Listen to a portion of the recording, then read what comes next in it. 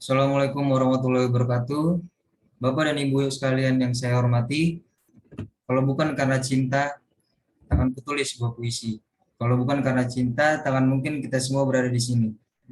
Itu artinya cintalah yang mengantar kita datang ke tempat ini untuk mengikuti pidato hari ini.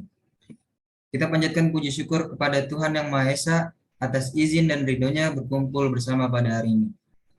Adapun materi pidato yang akan saya sampaikan hari ini adalah tentang pentingnya memperketat aturan konservasi hewan liar dan pelarangan pemeliharaan hewan liar oleh individu. Konservasi satwa liar sendiri adalah tindakan melindungi spesies yang terancam punah dan hampir punah dengan melestarikan habitatnya. Pemeliharaan hewan liar oleh individu pun merupakan tindakan yang dilarang dan melanggar peraturan yang berlaku. Seperti pada pasal 21 ayat 2, di situ disebutkan bahwa setiap orang dilarang untuk menangkap, melukai, membunuh, menyimpan, memiliki, memelihara, mengangkut, dan memperniagakan satwa dilindungi baik dalam keadaan hidup maupun mati. Sebenarnya bagaimana situasi keterancaman satwa liar di dunia saat ini sehingga perlu menjadi perhatian semua pihak? Data terkini menunjukkan paling tidak ada sebanyak 26% spesies mamalia, 40% burung, 41% amfibi, dan 37% hiu dan pari. Yang perlu diingat, angka itu pun baru mencakup 6 kelompok. Masih ada jutaan spesies langka lain yang belum terevaluasi dengan cukup dan sangat mungkin untuk menambah panjang daftar tersebut. Indonesia adalah negara yang kaya akan keanekaragaman hayati. Diperkirakan sebanyak 300.000 jenis satwa liar atau sekitar 17% satwa di dunia terdapat di Indonesia. Walaupun luas Indonesia hanya 1,3% dari luas daratan dunia, Indonesia nomor 1 dalam hal kekayaan mamalia dan menjadi habitat lebih dari 1.539 jenis burung. Sebanyak 45% ikan di dunia hidup di Indonesia. Meskipun kaya, namun Indonesia dikenal juga sebagai negara yang memiliki daftar panjang tentang satwa liar yang terancam punah. Saat ini, jumlah jenis satwa liar Indonesia yang terancam punah adalah 184 jenis mamalia, 119 jenis burung, 32 jenis reptil, 32 jenis amfibi. Penyebab terancam punah satwa liar setidaknya ada dua hal, yaitu berkurangnya dan rusaknya habitat, yang kedua perburuan dan perdagangan satwa liar. Berkurangnya luas hutan menjadi faktor penting penyebabnya terancam punah satwa liar di Indonesia, karena hutan menjadi habitat utama bagi satwa liar itu.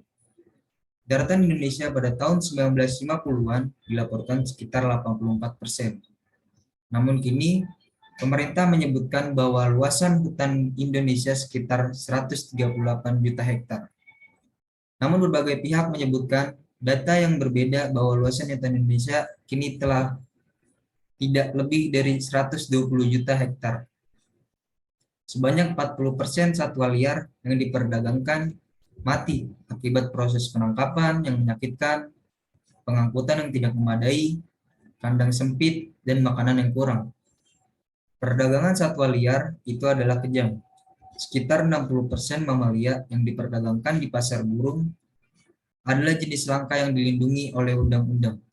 Sebanyak 70% primata dan kakatua yang dipelihara masyarakat menderita penyakit dan penyimpangan perilaku.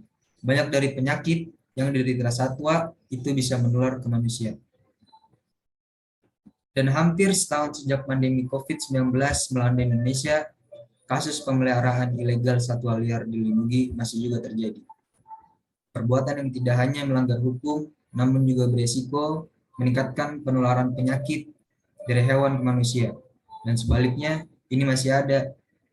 Padahal kontak langsung dengan satwa liar dapat menularkan berbagai penyakit serius yang dapat membahayakan manusia. Tidak hanya bagi pemeliharaan, namun masyarakat di sekitarnya juga turut menanggung risiko ini. Dan dari segala macam permasalahan yang ada, mulai dari berkurangnya dan rusaknya habitat, perburuan dan perdagangan satwa liar yang semakin merajalela, kurangnya perhatian pemerintah terhadap satwa liar Indonesia, dan kurangnya pemahaman edukasi masyarakat terhadap konservasi hewan liar, dan pemeliharaan hewan liar oleh individu.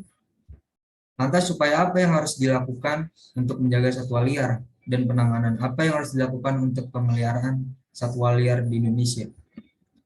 Yang pertama itu mengedukasi masyarakat mengenai satwa langka.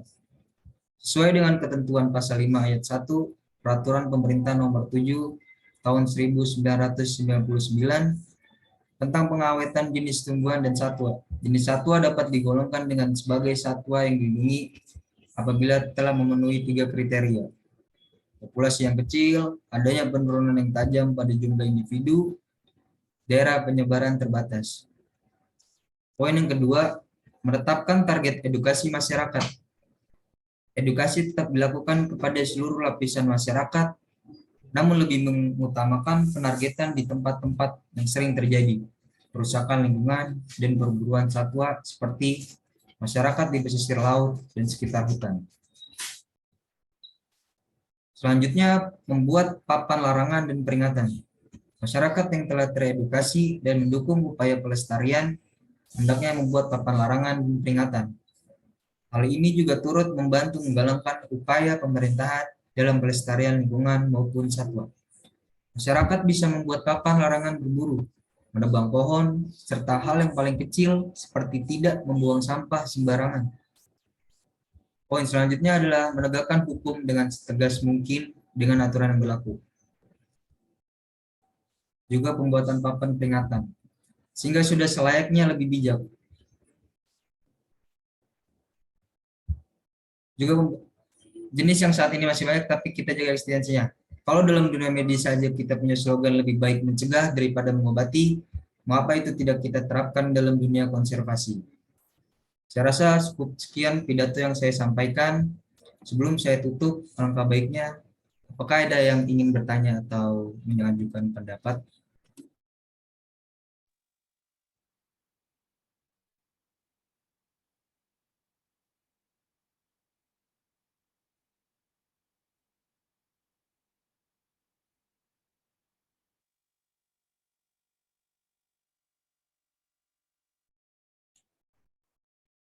Baik, terima kasih Saudara Fauzan atas pertanyaannya.